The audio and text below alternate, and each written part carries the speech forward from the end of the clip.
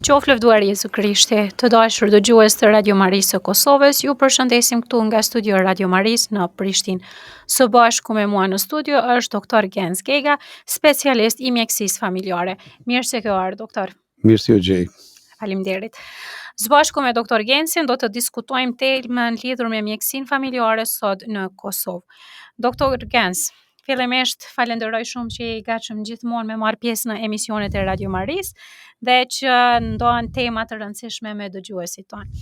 Për fillim, si do ta përkufizonit rolin e mjekut të mjekësisë familjare në shoqërinë e sotme? Faleminderit, atë është kënaqësia ime të jem musafiri juaj sot, i përshëndet të gjithë dëgjuesit e Radio Marisë. Atëherë roli i mjekut familjar është vërtet krucial në mirëmbajtjen e shëndetit të popullatës, si në kuptimin e parandalimit, pastaj edhe ajo që ne quajmë në të gjitha epizodat e jetës, nga fillimi deri në vdekje, është mjeku e përcjell dhe e shoqëron pacientin në të gjitha epizodat e jetës. Së bashku me mjekun kuptohet është edhe infermierja familjare, që është pjesë e ekipit të mjekësisë familjare dhe në këtë drejtim ka një rol të jo vetëm kurativ trajtimit të mjekësor, por ka një rol shumë të rëndësishëm edhe këshillues, edhe në parandalimin, që është një element shumë i rëndësishëm, sepse dihet se mes tjerësh kur atakohet mirëqenia ka edhe një reflektim edhe në jo vetëm në individin, familjen, edhe së këndemi edhe në shoqërinë.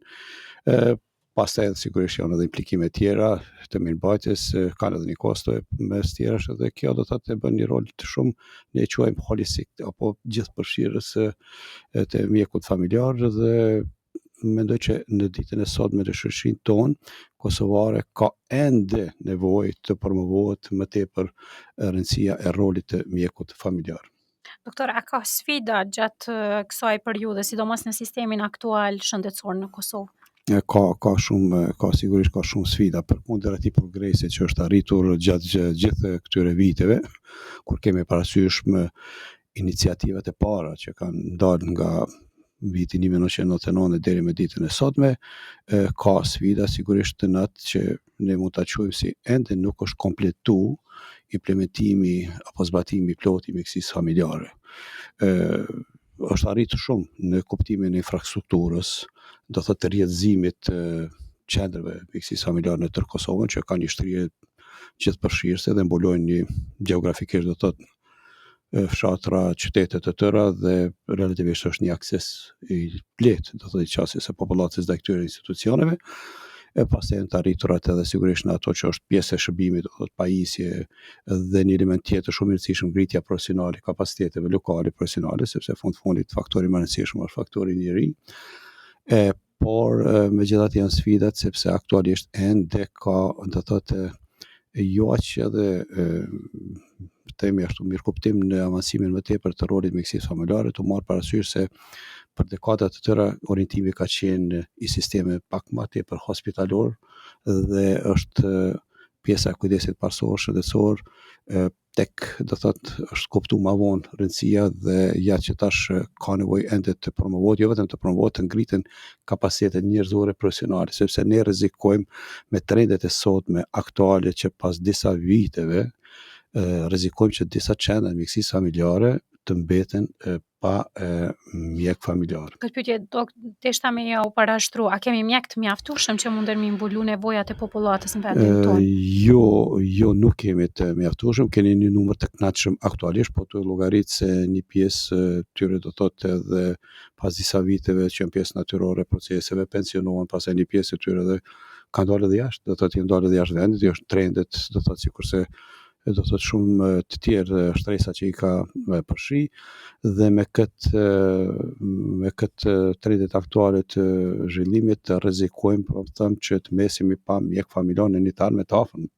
Dhe kjo do të jetë një problem jashtëzakonisht i madh për vetë popullatën, dhe mendoj që duhet të ngritet një alarm për politikë bërësit që t'i kushtojnë tepër rëndësi të madhe ngritjes së kapaciteteve njerëzore profesionale, përkatësisht ngritjes së numrit të mjekëve familjar.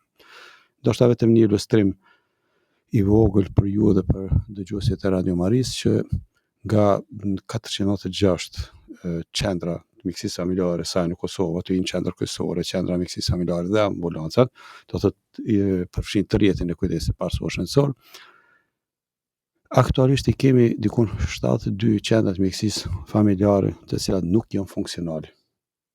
Dhe paramendoni 72 që nuk janë funksionale, si rezultati i asaj se nuk ka staf. Nuk ka mjek familjar dhe ato dhe të tjerat janë pranë mbylljes dhe mund ta llogaritni se çfarë pasojë për vetë popullatën. Doktor, është e vlerësuar mjaftueshëm kjo nga ana e pacientëve, mjekësia familjare? A shohin ata mjekun si portën e tyre kryesore? Mbas sistemit shëndetësor në vendin tonë, po flasim gjithmonë. Vende, do thotë ende ka nevojë, unë që ka në fillim që të promovohet roli i mjekut familjar, ka pasur iniciativa të mëdha tash edhe në kuptimin e përgjithësisë së mjekut familjar nga vetë qytetarët, që është një element shumë i rëndësishëm i asaj që ato që kanë fillim të përkujdeset dhe të ketë pacientin në përkujdesje gjatë tërë jetës, dhe ka përmirësim, sigurisht ka përmirësim dhe ka më tepër besim. Ka më tepër besim sepse kujdesi parësor shëndetësor është dëshmuar në praktikë si një pjesë shumë e shëndosh e sistemit tonë shëndetësor, ku qytetari mund të fiton shërbime në çdo kohë. Dhe janë relativisht edhe mirë të pajisura dhe do thotë edhe me kapacitete njerëzore, dhe pasi kur kemi parasysh edhe ngritjen profesionale, kjo ka ndikuar që qytetari të ketë gjithmonë më tepër besim në mjekun familjar. Por të them tash unë nga këndvështrimi im se kemi vënë në nivel të asaj që kjo kënaqëmëri është domethënë optimale, atëre do të them që jo, ka ende nevojë, dhe këtu ka një rol shumë të madh mes tjerash edhe shoqëria jonë, mediat e shumë tjera të cilat do thotë duhet vazhdimisht ta promovojnë rëndësinë e përzgjedhjes mjekut familjar dhe rolin e mjekut familjar, ekipeve të mjekësisë familjare. Doktor, nëse mundem të ndërhyj për dëgjuesit tonë, a mundesh vetëm me u shpjegoj mënyra se si përzgjedhet mjeku familjar? Po mjeku familjar praktikisht ne kemi ende ato mangësitë të cilat nuk e lejojnë kompletimin e plotë të mjekësisë familjare, implementimin ato që kanë fillim që ka të bëjë me sistemin e informimit shëndetësor. Do të është një element shumë i rëndësishëm dhe pastaj kjo ndërlidhet edhe me sigurimin shëndetësor. Këto janë elemente kyçe. Dhe praktikisht mjeku familjar përgjigjet sipas lagjes ku funksionon dhe ku banon ai banor. Mbi fjalën se një banor i lagjes së Dardanis ose këtu ku jemi tash i Ulpianës, dhe ai banori i Ulpianës i referohet qendrës së afërt të mjekësisë familjare, që është do thotë në Ulpian, dhe aty do thotë regjistrohet pacienti, hapet katera shëndetësore, jo vetëm për individit, po e familjes, dhe kështu do thotë vendoset historia individuale dhe familjare, dhe kjo bën që pacienti do thotë ketë një edhe familja të ketë një përcjellje të vazhdueshme, dhe sigurisht që njohja me familjen, me individin, me rrethanat të cilat ai edhe jeton e vepron, ka shumë rëndësi do thotë edhe në trajtim edhe në mjekim. Po edhe ai që ka shumë rëndësishme edhe në identifikimin e rasteve, sepse ne kemi shumë raste që zbulohen do thotë ja kështu do thotë përmes asaj që quajmë në rrëfimit, dhe për me shumë marrë ajo sigurisht që duhet krijohet edhe një raport i afërm, edhe duhet njëhet individi, duhet njëhet familja, duhet njëhet veprimtaria e asaj do thotë në punë, jetën e përditshme, dhe kjo është koncepti i mjekësisë familjare, dhe sigurisht që kush mund tjetër më bën më mirë se sa një mjek i familjes si është do thotë në atë region. Një edhe kronologjinë e smundjeve të personit që ka pasur. Patjetër, kjo vjen sikur se të jemi me një komshi aty, edhe sigurisht që njihemi minoritetin, edhe kjo është edhe domethënë koncepti që është jo vetëm i domosdoshëm, po është imperativ, do të thotë i kohës, dhe është edhe në aspektet edhe të kostos, flasë edhe të implikime financiare të një sistemi shëndetësor dhe të një vendi, ka rëndësi të posaçme, sepse ka edhe një investim shumë të vogël sa pjesa hospitalore, që sigurisht ka një kosto më të madhe, aq më tepër kur kemi parasysh vendin tonë Kosovës që ka përballë vështirësi do thotë ekonomike si vend i vogël, dhe kjo bën edhe më kuptim plot rëndësinë e mjekut familjar dhe zbatimit të konceptit të mjekësisë familjare në Kosovë. Doktor, unë e shoh si përparësi për shkak se në shumicën e rasteve ka pacienta që adresohen te mjek të ndryshëm, edhe pa e ditë kronologjinë e smundjeve që kanë pas paraprakisht, mundojnë me ju jap edhe medikamente të cilat janë kundërshtim me sëmundjen e mëhershme, kështu që një përcjellje prej një mjeku besoj që për shëndetin e secilit është primare. Po, nëse mundemi më u kthy në të kaluarën, retrospektiv, si ka qenë mjekësia familjare në vendin tonë? Për dallim nga sot. Nëse flasim do thot për viteve të mëhershme, do të në vitet ku ne kemi filluar me iniciimin e këtij koncepti nga viti 1999, atëherë ka qenë do thot një strukturë forme së organizimit të mëhershme që ka qenë një koncept pak a shumë i cili nuk e ka pas fokusin apo figurën qendrore që quajmë na pacientin. Do të thonë është një koncept i cili ndron dukshëm nga pjesa e qasjes së mëhershme. Nuk ka që me mjekësinë familjare janë zbuluar shërbime të reja. Në kuptimin asaj do të thotë që kemi kryer diçka krejtësisht re, po si koncept si mendësi do thotë është e ndryshme sepse thjesht ato që e trajtova më herët do thotë është përcjellje e vazhdueshme e pacientit dhe gjithçka sillet rreth pacientit, ajo që quhet do thotë figurë qendrore. Llogaritën ju e përmendet shumë bukur një element të cilën e hasni në përditshmërinë tonë ende hasim as raste kur pacienti sorollatet të shkon në përgjithësione ndryshme shëndetësore dhe pastaj vjen atë një sër dokumentesh terapi që do të thotë edhe në moment shkakton jashtëzakonisht frustrime dhe kjo është ajo që quhet rreziku, polifarmacia. Ku thotë çka të marr tash përpara kur kjo me tjetër mund të ketë një interaksion edhe kjo me çka shkon dhe cilat terapi me çka shkon, kush e bën ato? Ato e bën mjeku familjar. Sigurisht që duhet konsultohemi edhe me specialistë spitaleve do thotë për çështje të caktuara. Po pastaj do thotë kur vendoset një diagnozë, sidomos kur vendoset një diagnozë, në përcjelljen e përditshme është ai pika koordinuese, do thotë themi, është pikërisht është mjeku familjar dhe kjo është në të mirën e shëndetit të vetë qytetarit. Doktore, përmendet bashkëpunimin edhe me specialistë të fushave të tjera. Si funksionon vendin tonë bashkëpunimin mes mjekëve familjar me specialistë të fushave të tjera? Po ne jemi kolegë, ne sigurisht që kemi një bashkëpunim korrekt. Po jashtë korrekcisë ne duhet të sigurojmë sistemin formal të përcjelljes pacientëve. Ajo që ka të bëjë me ajo që quhet sistemet e referimit. Pra, çfarë do thotë?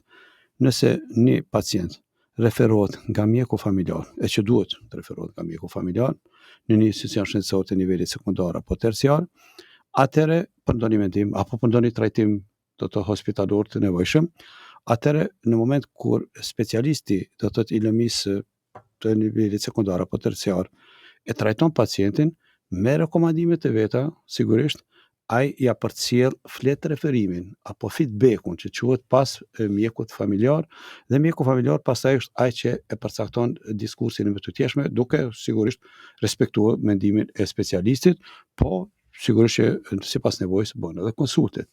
Kjo ende nuk është në funksionale dhe kjo ka të bëjë me atë që e përmenda më herët sistemit të informimit shëndetësor.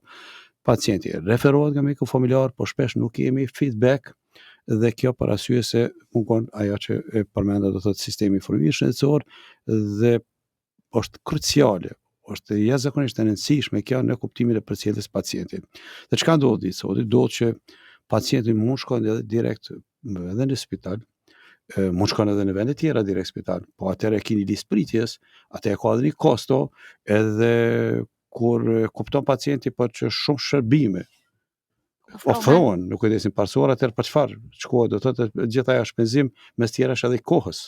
Do thotë në një nivel të sekondar apo terciar kur atë shërbim thjesht lehtë mund ta merr në çdo institucion të kujdesit parsorë shëndetësor. Kjo ka rëndësi të promovohet edhe. Sepse kujdesi parsorë shëndetësor ofron një gamë të gjerë të shërbime, janë të gjitha qendret, spaku kryesore, po edhe shumë qendre të mjekësisë familjare janë të pajisura me laborator dhe do thotë me të gjitha ato mjetet për mujt më ofroni shërbim të gjithë përfshirës, kanë pajisje, kanë edhe pajisjet e radiografisë, ka vende të mamografisë, kështu që praktikisht ofrojnë një gamë gjërë shërbime dhe ka nevojë ende kjo të promovohet. Mendoj që në këtë drejtim duhet të punohet shumë që kjo të kalon në atë pjesë formale. Doktor, me qenë se jemi tek promovimi, sa janë të rëndësishme të bëhen fushata sensibilizuese mbi pacientët kryesisht mbi qytetarët e Republikës sonë, pasi që vizitat e shpeshta tek mjeku familjar duhet të jenë parsore, në mënyrë që t'i parandalojmë shumë sëmundjet të tjera. Se në vendin tonë jemi mësuar vetëm në momentin që nuk ndihemi mirë me shëndet shkojmë edhe konsultohemi me mjekun, po nuk kujdesemi aq shumë edhe. Shumë pyetje me vend, tash para 2 ditëve kishim shënimin e ditës ndërkombëtare të diabetit. Dhe u dhan mes tjerësh u dhan disa numra, shifra të asaj se sa kemi pacient të raportuar. Dhe aty me njerë fillon ai frustrimi, sepse kemi pacient të raportuar që mendohet diku 11.000, 14.000, flas për ato të regjistruar, po sajnë të paraportuar, sajnë ato raste të hidden, që thonë të fshehura, forma latente, të cilat nuk janë të raportuara, apo ato të cilat ende nuk janë të identifikuara. Supozohet që 5-6 fishi i këtij numri është edhe në Kosovë.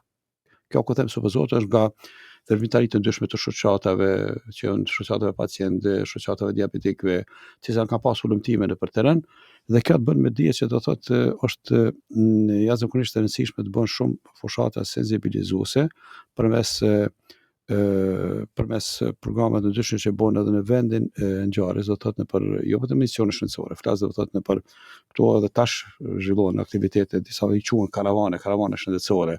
Pikërisht karavane shëndetësore kanë këtë qëllim, do thotë ku përmes promovimit, kur vinë qytetarët, e masin po shpena kështu me gjuhën e popullit sheqerin, e masin tensionin, e masin do të bën disa teste bazike nga profesionistë shëndetësor në këto karavane ku hipen e fletushka, diskutohet me qytetarët, dhe këto karavane shëndetësore pikërisht kanë ndikuar shumë në identifikimin e rasteve që vetë pacienti kuptohet se nuk ka qenë edhe vjedishëm. Pastaj nëse ka pas diçka që ka qenë do thotë cenueshme në kuptimin e shëndetit, është referu pastaj pacient me tutje për analiza në institucionin shëndetësor, dhe për shtu ka deri tek diagnoza, se nuk vendoset letë diagnoza me të parën. Pastaj kemi do thotë shumë nevojë edhe herë e përmendi shumë kanë si do thotë këtu media, do thonë janë fushatët mediatike jo vetëm në shënimet ditë ndërkombëtare, që është mirë, po në përditshmërinë tonë, do thonë në kontinuitet ka rëndësi, dhe pastaj normal angazhimi. Me një video mesazh mbi rëndësinë e mjekut familjar, cilat janë përfitimet, cilat janë parandalimet e mëhershme që munden me u bë. Këto ka rëndësi shumë edhe pjesa e edukimit, do thotë angazhimit, do thotë edhe lecioneve shkollore, sepse pratikisht atë fillon faza më e hershme do të edukimit qytetaresk, dhe kjo ka shumë rëndësi ky bashkëpunim, sepse mjeku familjar do thotë vetveti do thotë është nuk mund të bën mrekulli, po duhet ta shohim edhe mjeku familjar si pjesë strukturës së shoqërisë, ku gjithë së bashku do thotë mund të përbashkohen në kuptimin e asaj që të arrijmë një rezultat të kënaqshëm. Doke, cilat janë prioritetet që duhet me ndërmarrë shteti ynë për me forcu mjekësinë familjare në vitet e ardhshme? Unë e them me njerë kështu, e parë është dhe më e rëndësishme kritike është të investohet në resurset humane, resurset njerëzore, profesionale, ngritjen e kapaciteteve do thotë të mjek familjar, sepse rrezikohemi me këtë trendin aktual që kemi tani, ndikon vetëm 4 specialistë para mendoni, do thotë aktualisht në këtë kohortin e ri, dhe kjo do thotë është jashtëzakonisht shumë alarmuese, kjo është më e rëndësishmja. Them prapë që duhet sigurisht edhe në këtë ditim është punu në strukturën, në hapësira, pajisje tjera, ato do thotë kemi rrinë vetë nga që, po numër 1 dhe top prioritet janë resurset njerëzore profesionale. Do thotë ngritja e numrit të mjekëve familjar.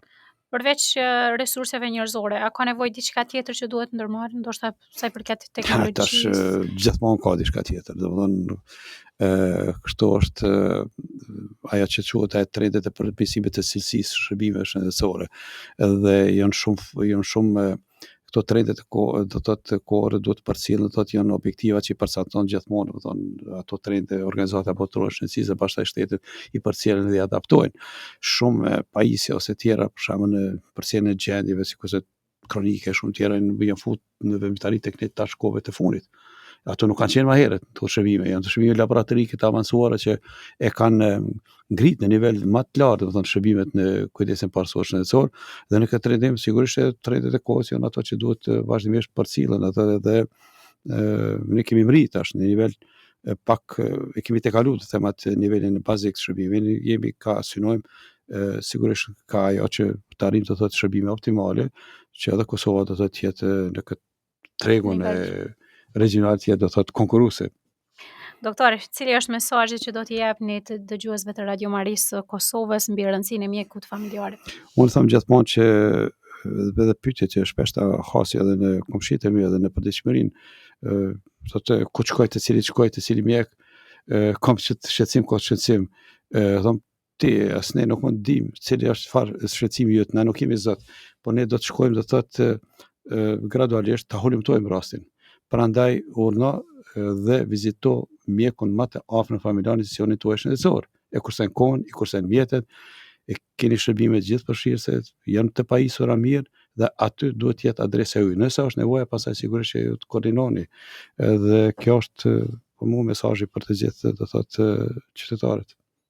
Doktor, ne të falenderojmë shumë që ishe sot i pranishëm me ne dhe për këto informata që i ndave së bashku me dëgjuesit e Radio Marisë së Kosovës. Unë ju falenderoj shumë edhe pata shumë kënaqësinë që jam sot në emisionin tuaj dhe gjithsesi ju përgëzoj edhe për këtë emision dhe uroj me që jemi në prag të festës kombëtare të flamurit, atyre uroj gjithë dëgjuesit e Radio Marisë urime gëzuar festa flamurit kombëtar. Faleminderit shumë, doktor.